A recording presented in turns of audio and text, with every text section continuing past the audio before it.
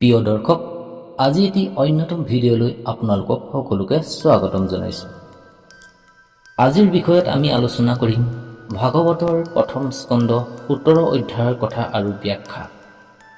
এই অধ্যায়ত কলিযুগৰ পাপ কৰ্ম, কাম, ক্ৰোধ, লোভ, মোহ, দম্ভ, দ্বেষ, অহংকাৰ এই সমস্ত অসৎ কৰ্মবোৰৰ বাবে আমাৰ মনৰ মাজত কলি কেনেকৈ লিপ্ত হৈ আছে, এই কলিৰ পৰা আমি কেনেকৈ নিৰাপদে থাকিব পাৰিম তাৰে ভাগৱতত উল্লেখ কৰা হৈছে। কলিযুগ আৰু ভাগৱতৰ বৰ্ণনা। ভাগৱত পুৰাণত কলিযুগৰ আগমনৰ কথা স্পষ্টভাৱে বৰ্ণনা কৰা হৈছে। কলিযুগ হৈছে চতুৰ্থ আৰু অন্তিম যুগ, যি সত্য, ত্ৰেতা আৰু দ্বাপৰ যুগৰ পিছতে আহিছে। এই যুগত ধৰ্ম নীতি ক্ষীণ হয়, মানৱ জীৱনত অধঃপতন আহে আৰু সংসাৰত দুষ্কাৰ্য বেছিকৈ বৃদ্ধি পায়। কলিযুগ পৃথিৱীত কেনেকৈ আহিছিল? ভাগৱতৰ মতে কলিযুগৰ প্ৰৱেশ কৌৰৱ পাণ্ডৱৰ যুদ্ধৰ পিছতে হয়। ভগৱান শ্ৰীকৃষ্ণ যেতিয়া তেওঁৰ লীলা সমাপ্ত কৰি বৈকুণ্ঠলৈ গমন কৰে, তেতিয়া কলিযুগৰ সূচনা হয়। কলিযুগৰ আগমনে সমাজত অনৈতিকতা, মিছা, কপটতা, দুখ, কষ্ট বৃদ্ধি কৰে। ভাগৱতৰ প্ৰথম স্কন্ধ আৰু 17 অধ্যায়ত কোৱা হৈছে যে কলি যেতিয়া পৃথিৱীত আহিছিল, তেতিয়া তেওঁ ৰাজ্যবিহীনভাৱে ঘূৰি ফুৰিছিল। যেতিয়া ৰজা পৰীক্ষিতে কলিক দেখিলে, তেওঁ কলিক হত্যা কৰিবলৈ উদ্যত হৈছিল, কিন্তু কলিয়ে ৰজাক বিনয় কৰি জীৱন ভিক্ষা খুজিল। কলিৰ স্থান ক'ত? পৰীক্ষিতে কলিক যি ঠাইত থাকিবলৈ অনুমতি দিয়ে সেইবোৰ হ'ল যিখিনি ঠাইত য'ত নেকি সুৰাপান হয়, মদ প্ৰাণৰ স্থানত কলিক অধিক প্ৰবল হয়। যিখিনি ঠাইত গম্ভীৰ বাজি খেলা হয়, জুৱা, আড্ডা এই ক্ৰীড়া খেলবোৰ হয়, এই ঠাইত কলিক স্থান দিলে। আৰু যিখিনি ঠাইত কাম উন্মাদনা বৃদ্ধি পায়, অনৈতিকতা যৌন কাৰ্যত লিপ্ত হয়, এই ঠাইবোৰত কলিক স্থান দিলে। যিখিনি ঠাইত হিংসাত্মক কৰ্ম হয়, হত্যা, ক্ৰোধ, লোভ, দ্বেষ, শত্ৰুতা বৃদ্ধি হয়, সেইবোৰ ঠাইত কলিক স্থান দিলে। সোণৰ ওপৰত কলিৰ অধিক প্ৰভাৱ থাকে। অৰ্থৰ লোভতে মানুহৰ অধঃপতিত হয়। কলি কাৰ লগত থাকিব? ভাগৱতৰ মতে কলিয়ে সাধাৰণতে যিসকল লোক কাম, ক্ৰোধ, লোভ, মোহ, মদ আৰু মৎস্যজত লিপ্ত, তেওঁলোকৰ লগত থাকিব। কলি যুগত অনৈতিক ব্যক্তি, অসৎ ব্যৱসায়ী, অন্যায় কৰা ৰাজনীতিবিদ, ধৰ্মহীন মানুহ, স্বাৰ্থপৰ মানুহ এইসকলৰ মাজত কলিৰ বিৰাজ হয়। কলিৰ পৰা আমি নিৰাপদে কেনেকৈ থাকিব লাগিব? কলি যুগত সৎ পথত থাকিবলৈ ভাগৱতে কিছুমান উপায় দিছে। হৰিনাম, সৎ কীৰ্তন। ভাগৱতে কৈছে কলিৰ যুগত ভগৱানৰ নাম জপা হ'লেই মুক্তি লাভ কৰিব পাৰি। শ্ৰীকৃষ্ণ, ৰাম, বিষ্ণু বা অন্যান্য নাম জপিলে কলিৰ প্ৰভাৱ কমে। সৎসংগ, ভগৱানৰ ভক্তসকলৰ লগত থকা কলিৰ প্ৰভাৱ কমাবৰ বাবে সাধুজনৰ সংগ লোৱা উচিত। ধ্যান আৰু ভক্তি, মনৰ স্থিৰতা আৰু কলিৰ অপভাৱৰ পৰা বাচিবলৈ ঈশ্বৰৰ ওপৰত ভক্তি কৰা উচিত।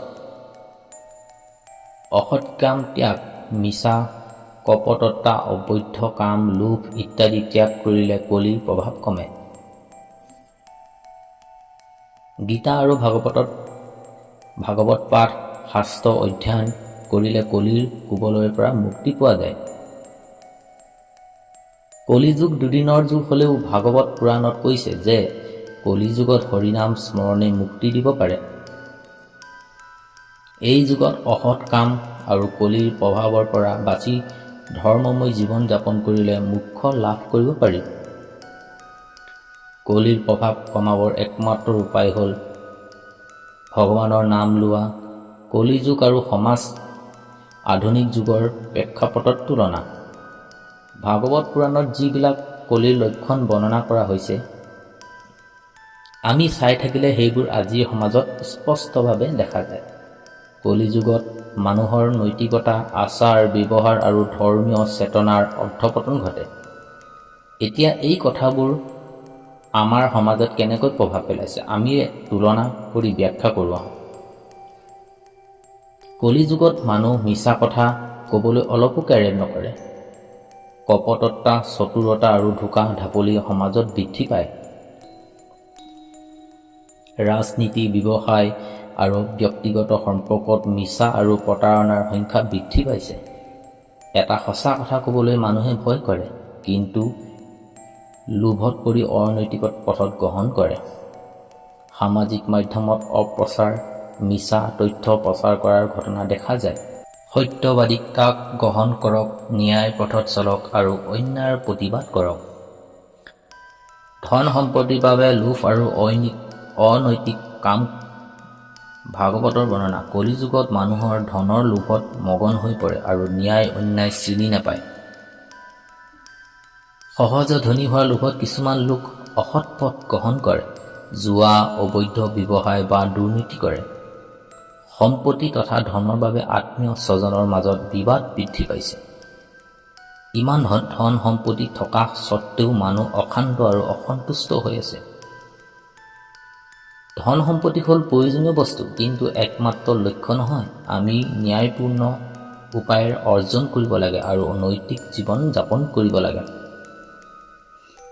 কলিযুগত কাম, উন্মত্ততা, অনৈতিক যৌন বাসনা মানুহৰ জীৱনত দুষ্কাৰ্য বৃদ্ধি কৰে। সমাজত বিবাহ পূৰ্ব যৌন সম্পৰ্ক, ব্যভিচাৰ আৰু বিবাদচ্ছেদৰ ঘটনা বাঢ়িছে। সামাজিক মাধ্যমত অপসংস্কৃতিৰ বিস্তাৰ হৈ আছে। ধৰ্ষণ, অপৰাধ আৰু মহিলাৰ ওপৰত অত্যাচাৰৰ ঘটনা উদ্বেগজনকভাৱে বৃদ্ধি পাইছে। নৈতিক শিক্ষা আৰু সুস্থ মানসিকতাৰ বিকাশৰ প্ৰয়োজন।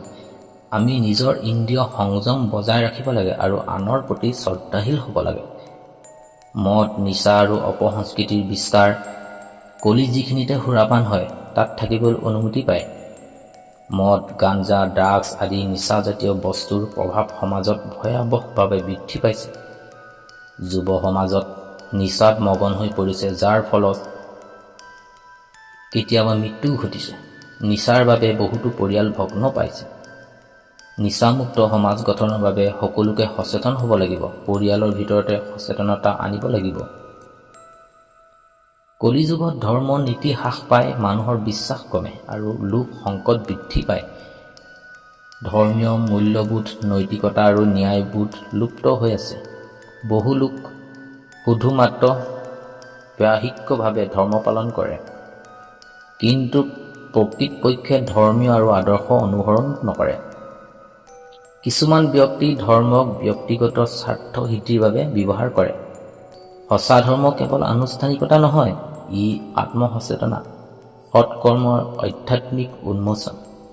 আমি শুদ্ধ মনত ভগৱানক স্মৰণ কৰিব লাগে আৰু ধৰ্মীয় আদৰ্শ অনুসৰণ কৰিব নালাগে। কলিৰ পৰা নিৰাপদভাৱে কেনেকৈ থাকিব? ভাগৱত পুৰাণত কলিৰ প্ৰভাৱ কমাবলৈ কিছুমান উপায় দিয়া হৈছে। হৰি নাম, সৎকীৰ্তন। হৰি নাম হ'ল কলিযুগৰ একমাত্ৰ মুক্তিৰ উপায়।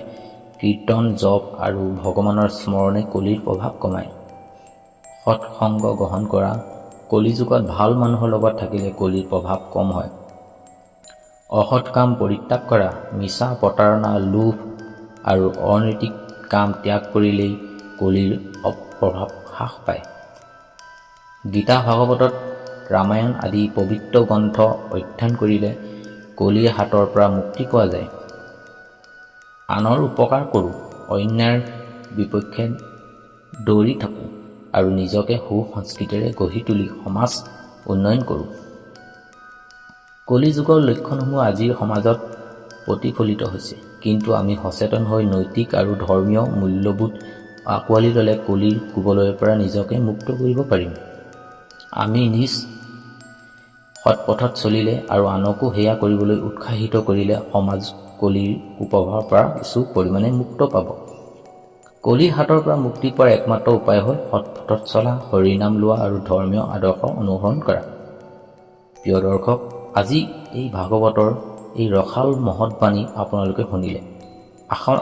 আশা কামনা কৰোঁ যে আমি সকলোৱে এই কলিৰ পৰা নিৰাপদে থাকিব পাৰোঁ আৰু সত্যৰ পথত চলি মানৱ জীৱন কল্যাণ কৰোঁ। প্ৰিয় দৰ্শক, আজিলৈ আহোঁ, আকৌ পুনৰ লগ পোৱাৰ আশা থাকিল। আজিৰ এই বিষয়ে আপুনি কিবা ক'ব নিশ্চয় কমেণ্ট কৰি জনাওক। লগতে আমাৰ চেনেলটো ছাবস্ক্ৰাইব কৰি কাষত থকা ঘণ্টাটো টিপি ৰাখিব। ধন্যবাদ।